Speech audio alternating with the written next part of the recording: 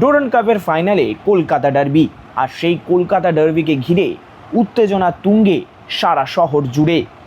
মরশুমের দ্বিতীয় কলকাতা ডার্বি, একদিকে নতুন মরশুমের শুরুতেই ট্রফি জয়ের হাতছানি, অন্যদিকে চিরপ্রতিদ্বন্দ্বী মোহনবাগানের বিরুদ্ধে নিজেদের শক্তি প্রমাণের লড়াই। কিন্তু সেই মহারণের ঠিক আগে ইস্টবেঙ্গল শিবিরে কিছুটা হলেও চিন্তার ভাঁজ, কারণ শেষ মুহূর্ত পর্যন্ত চেষ্টা করেও ডার্বির আগে এফিয়ংকে নিয়ে আসা সম্ভব নয় কলকাতা এফিয়ংকে নিয়ে আসার জন্য শেষ মুহূর্ত পর্যন্ত দৌড়ঝাঁপ চালিয়েছিলেন ইস্টবেঙ্গল কর্তারা। এমনকি রাত 10:30 পর্যন্ত অপেক্ষা করা হয়েছিল যদি কোনোভাবে তার ভিসার জটিলতা মিটে যায়, কিন্তু শেষ পর্যন্ত সেই অপেক্ষার অবসান হয়নি। সূত্রের খবর, আবুজায় নাইজেরিয়ার ভারতীয় হাই কমিশনে স্থানীয় সময় বিকেল 5:30 থেকে 6টা পর্যন্ত অফিস বন্ধ হওয়ার আগের মুহূর্ত পর্যন্ত অপেক্ষা করেছিলেন স্বয়ং এফিয়ং। ইস্টবেঙ্গলের তরফ থেকেও শেষ মুহূর্তে সব রকম চেষ্টা চালানো হয়, কিন্তু নির্ধারিত সময়ের মধ্যে ভিসা পাওয়া যায়নি। ফলে সোমবারের আগে এফিয়ংয়ের ভিসা পাওয়ার কোনো সম্ভাবনা নেই বলেই খবর। আর সেই কারণেই ডুরান্ড কাপের ফাইনালের মতো গুরুত্বপূর্ণ ম্যাচে এই বিদেশিকে ছাড়াই দল সাজাতে হচ্ছে ইস্টবেঙ্গল কোচ আন্তোনিও লোপেজ হাভাসকে। এখানেই প্রশ্নটা হচ্ছে, এফিয়ংকে না পেয়ে ডার্বিতে হাভাসের পরিকল্পনা কি হতে চলেছে? শুক্রবারের অনুশীলনে কিন্তু সেই প্রশ্নের একটা বড় উত্তর দিয়ে দিয়েছে। এফিয়ংকে সামনে রেখে যে পরিকল্পনা তৈরি করেছিলেন হাভাস, সেটার একটা পূর্বাভাস পাওয়া গিয়েছিল শুক্রবারের ট্রেনিংয়ে।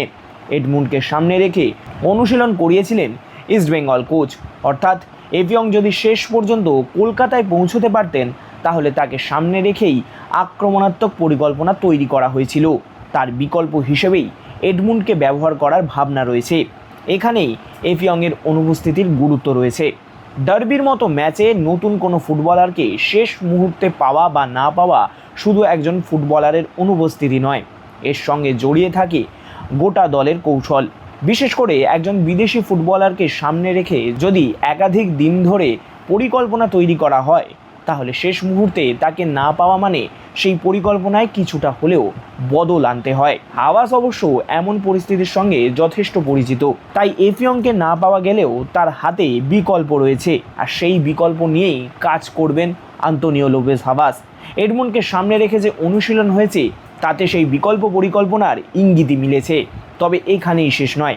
ডুরান্ড ফাইনালের আগে এএফসির জন্য দলকে আরও শক্তিশালী করার জন্য ট্রান্সফার মার্কেটেও সক্রিয় ইস্টবেঙ্গল। জামশেদপুর এফসির ফুটবলার সানান মোহাম্মদকে দলে নেওয়ার জন্য ঝাঁপিয়েছে লাল হলুদ ম্যানেজমেন্ট। এর পেছনেও রয়েছে একটি কারণ। জামশেদপুর এফসি জানিয়েছে তারা এবারের আইএসএল খেলবে না, ফলে তাদের ফুটবলারদের এনওসি দেওয়া হয়েছে, আর সেই সুযোগটাই কাজে লাগাতে চাইছে ইস্টবেঙ্গল। সানান মোহাম্মদের দিকে নজর দিয়েছে লাল হলুদ।